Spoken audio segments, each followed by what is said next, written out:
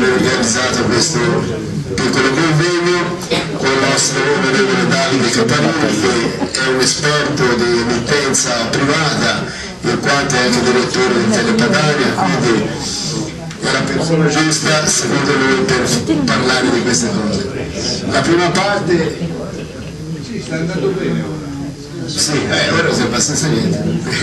Sì, la prima parte si svolgerà così. Parleremo dell'emittenza locale, dato che sono presenti anche diversi imprenditori dell'emittenza privata locale, quindi la prima parte si svolge con questo tema.